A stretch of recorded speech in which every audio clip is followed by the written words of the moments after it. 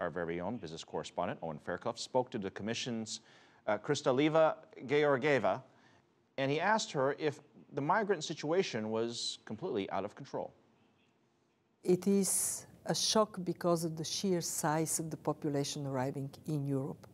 And I would ask who could sustain this without having to adjust, to take some months to adjust. But if you look at what we have been doing since the beginning of the crisis, we have agreed to share refugees, to place them across Europe. It hasn't been easy, but we have agreed on that, 160,000. We have agreed to use the European budget, I am responsible for it, to support our member states and to support the countries where refugees come from. We more than doubled funding. We had 4.5 billion euros in the beginning of 2015.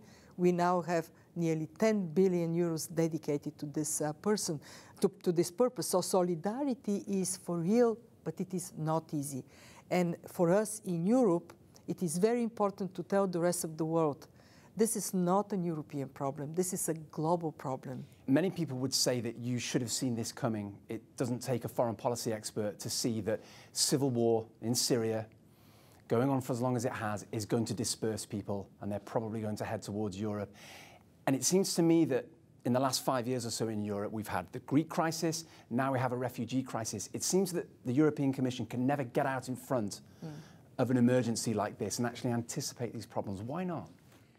It is a phenomenon for the whole world. We are, as a global community, limping from one crisis into another. We had the financial crisis, then it turned into an economic crisis. We then, in Europe, of course, had the Eurozone crisis, which, by the way, we have managed to get on top of. And now we have the refugee crisis. We are going to be much more shock-prone in the future. And I repeat myself, because of climate change, because of violent extremism, we would see these shocks coming. We also would have financial economic shocks transmitting much faster than it used to be in the past because of the interconnectivity of the world economy. And yes, we have to get better in anticipating crises, acting early, and taking care of the most vulnerable, those that are most severely impacted. Is this the price that people will have to pay for being in Europe, for having one Europe? And should you be telling people this is essentially the cost? In Europe, we have a process of integration, broadening and deepening our common market that has served us very well, and it will continue to serve us well in the future. Today, in addition to the refugee numbers, we got our full forecast for our economy, very positive, because it tells us that all countries in Europe will grow this year, next year, the year to follow. Modest growth, admittedly. For this year, 1.9%, next year, 2%, the year after, 2.1%. But it drives unemployment down. It creates better opportunities for Europe. And by the way, the refugees in our forecast, they're seen, we recognize that they are a modest positive. They have modest positive impact on our economy. But Vice President, if we take a country like Greece, for example, which is bearing most of the brunt of these refugees, this country is steeped in an economic crisis. It's almost broke.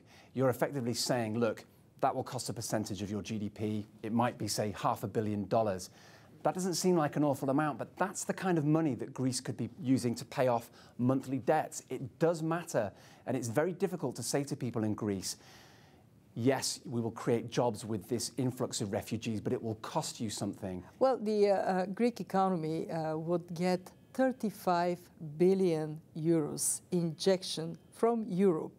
And because they're facing these difficulties, we are front-loading for them a big chunk of this money. In Europe, solidarity is for real. We have, on an annual basis, 150 billion euros that we bring from the richer part of Europe to help the countries that are in trouble. And this engine of convergence is the one that has been lifting up poorer regions and poorer countries and will continue to do so in the future.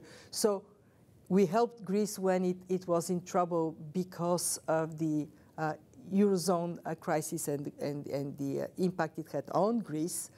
And we certainly would help Greece when they're dealing with the refugees now.